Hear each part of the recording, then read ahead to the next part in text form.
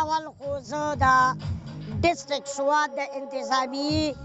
که هغه پولیس دی که هغه 1122 دی که هغه اف سی ده که هغه د دې ځای عوام دي د هغوی سپیشل شکریه ادا کوو سپیشل د ډي سي جنید صاحب شکریه ادا کوو چې هغوی یو دا شانتې ښکلا جوړه کړه او دا خلک یې راجمع کړه دا خلک راجمع کول دا ډېر ګران کار دی نو جنید صاحب دا خلک راغونډ کړه دی له یو میله جوړه کړه یو ښکلا یې جوړه کړه نو ډېره مننه د جنید صاحب نو زمونږ کې پي کې خو الحمدلله ډېر ښکلی دی خو بیا په ښکلا کې